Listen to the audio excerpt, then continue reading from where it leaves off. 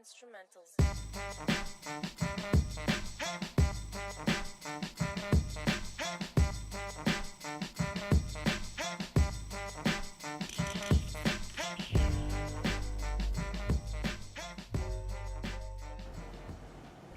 Hello, my name is Frances Jackson, and over the years, because of the commitment that I've had to the community, many people very affectionately call me Miss Fran.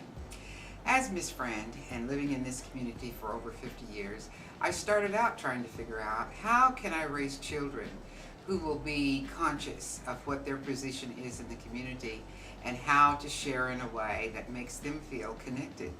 So I looked at youth groups with our church, and they participated. They participated in a way that they were able then to go to Cuba and to Russia and to a number of other different places. I then looked at 4-H, and in 4-H I had a daughter who became interested in raising lambs. And she raised those lambs and made enough to pay her first semester of college. And also I realized that Wichita really did have a good, steady school system. And we were able then to see our children graduate and go get accepted at colleges. And one of them became an anesthesiologist, and the other one a lawyer, and the other one became interested in how to help women have natural childbirth, and did some retail. And so it seemed to me that with that experience, it was a learning experience for me. I thought I ought to be able to share what I have learned along the way with my children, with other people, with other families. And it became important to me for me to see family from the description of any way that people wanted to describe their family. Whether they were a couple with their own children, or they were single parents, or they were people trying to figure out what other kinds of relationships would make them feel healthy as they raised their families and engaged in family relationships. But I became very concerned along the way about what I call the village. In the village, I began to see our businesses close. I began to see families feel overruled by a state system that was taking their children away. I began to see families not understand anymore the basics that we learned in our parenting from our parents and grandparents and great-grandparents. And I became worried about that. And so in the process of developing what I now call youth development services, we began to look for programs that would sustain and make families feel comfortable as they went on this journey called life. I went to a number of different places looking for curriculums, and many of these curriculums were tried out on a national level. And I became then a reader for those and chose some of the types of parenting classes that we thought would help parents to feel better again about how they engaged with their families.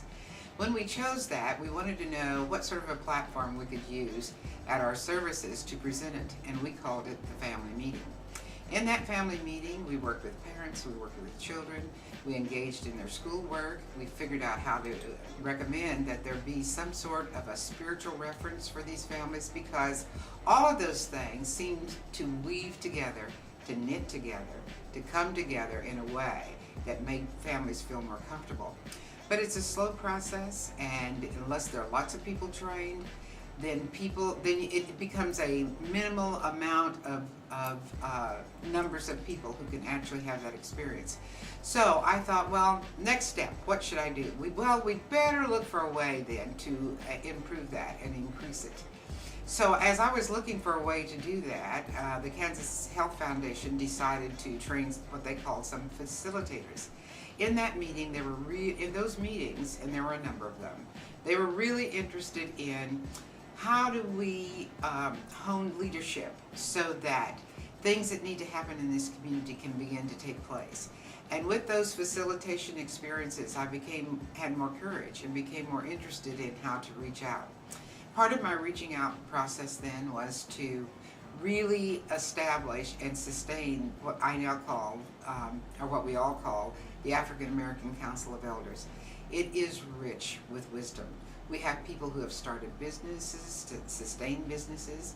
We have people who are able to tell about their experiences and do it on a regular basis with the juvenile court and helping those children. We have people who visit and have not missed for almost 30 years the jails, where they're able to talk, especially to young women and young men. When you look at the depth and the way that these council of elders have lived their lives, you begin to see that we once again have to introduce our children to people that they can ask questions of about how it is that they can be concerned about themselves and the common good. So running for office then became another way that I can begin to share my experiences as an elder. When you run for office, I thought it'd just be simple. They said it's $45. I went down, paid my $45, only to find out there is more paperwork than you had in your anthropology class.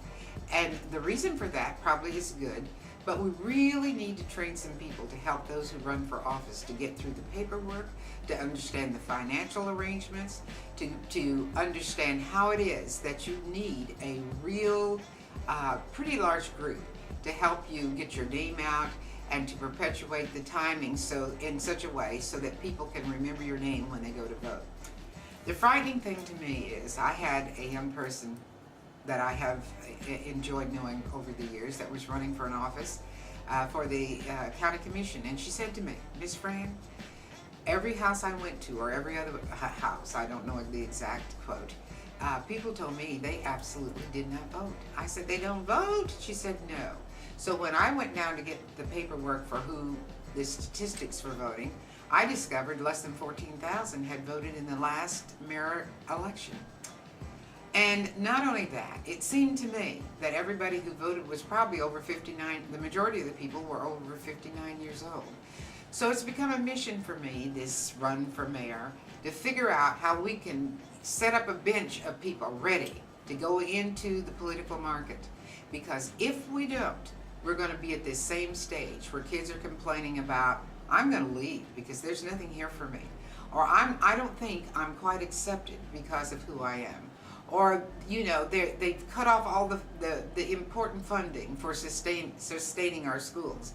Or they've come to such a decision that it seems more important to make big companies feel that they're okay and safe here than it is for my small business. So you can see that for me, it's a run for the community. It's what Martin Luther King called the beloved community, and that is what I am searching for and working for as I make this run for mayor. Thank you.